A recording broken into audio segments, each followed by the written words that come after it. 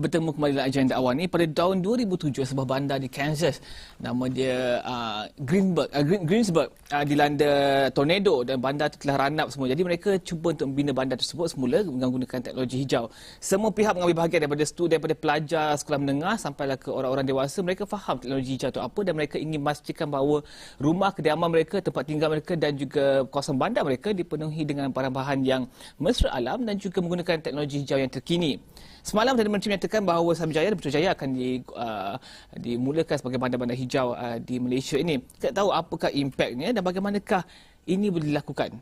Hazimin? Okey.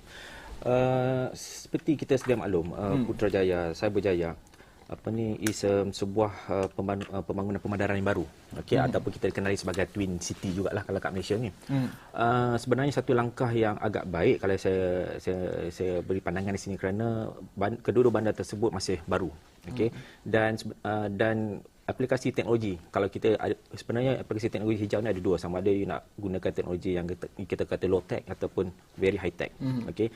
Kalau high tech ini bermakna kita involve dengan banyak dari segi mechanical-nya, dari segi contohnya solar, photovoltaik, fuel cell.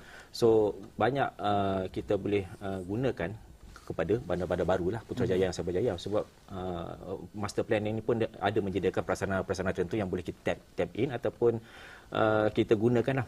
Contohnya dari segi penggunaan bas di Putrajaya. Okey, kalau siapa yang pernah lalu di sana mereka telah menggunakan gas, okey, sebagai sumber tenaganya. So sikit sebanyak, because Cyberjaya Putrajaya ni kebetulan pula akan menjadi sebagai tumpuan penduduk Malaysia ataupun pelancong luar. So sebenarnya kita menampakkan langkah yang Datuk Seri Najib cuba mengenalkan Putrajaya dan Cyberjaya adalah langkah terbaik, because dia sebagai unit ataupun sebagai catalyst ataupun promotion kepada tenaga hijau di Malaysia. Okey. Pengkomersialan tenaga hijau, jika kedua bandar ini dimulakan, saya rasa pasti akan banyak permintaan untuk teknologi hijau, permintaan untuk barang-barang baru. Adakah ini akan menggalakkan lagi budaya inovasi untuk teknologi hijau itu untuk mungkin menarik perhatian kontraktor di Putrajaya mungkin? Ya, sudah semestinya. Kerana ialah walaupun kita sedikit lewat, tapi aplikasi ataupun dari segi building industry, building industry banyak sebenarnya yang telah diketengahkan oleh manufacturer Malaysia, dan mereka ni, walaupun saya di bahagian industri pernah melihat mereka ni telah meneroka sikit sebanyak peralatan dari rumah, dinding rumah ataupun even though kepala paip air pun ada yang menggunakan yang material yang canggih dan lestari. So sampailah kepada bumbung. So that is very simple, orang kata contoh aplikasi tenaga hijau ni lah yang boleh diketengahkan. Okey, bagaimana pula dengan menggunakan sumber-sumber yang dekat Malaysia? Sebab saya tahu kat Malaysia ni tiap-tiap tahun berpuluh-puluh ribu student yang keluar dari universiti, dan ada antara mereka yang mungkin lebih kepada budaya inovasi, lebih kepada yang crazy punya teknologi. Adakah kita boleh mungkin mengambil mereka untuk membangunkan teknologi hijau di Malaysia? Sudah semestinya. Kerana kalau kita macam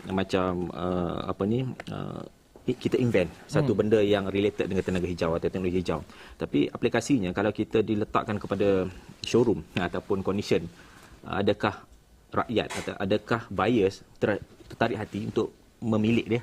Okey, contohnya kalau rumah package-nya memanglah nampak tenaga hijau, okey, tapi kalau kita jual tapi dalam bentuk estetiknya, dari segi inovasi, profil, form and space, dia tidak mencerminkan budaya Malaysia ataupun budaya iklim Malaysia, so semestinya susah nak kita jual. Okey, jadi dari segi macam student kita cakap graduate, yes, memang nampaknya kita membeli mereka sebagai ruang. Ada yang boleh buat saintis, betul-betul saintis, ada yang lebih kepada reka bentuk. So bermakna mereka ni boleh bekerja antara satu sama lain dan boleh menghasilkan produk-produk yang amat menarik di luar sana. Bagaimana dengan bandar-bandar lama? Jika kedua bandar dilihat mungkin berjaya menjadikan bandar-bandar hijau, bagaimana bandar-bandar lama? Mungkin teknologi dan inovasi yang diperlukan mungkin lebih rumit sedikit. Okey. Sebenarnya mungkin saya betulkan balik. Kalau bandar hijau, okey, kalau pelopor kajian Mapan Lestari, Prof Samad Hadi mengatakan sebenarnya sustainable ni adalah lebih senang kalau kita mempeloporkan atau memperkenalkan bandar-bandar lama, okey, daripada bandar-bandar baru, because bandar-bandar lama ini dia tidak terdedah kepada high teknologi, bermakna high teknologi yang boleh merosakkan sesuatu persekitaran. Okey, contohnya bandar baru, bandar Nilai. Okey, bandar Nilai dia terdiri daripada rumah-rumah kedai yang tahun 1920-an, era awal dan era pertengahan, ya.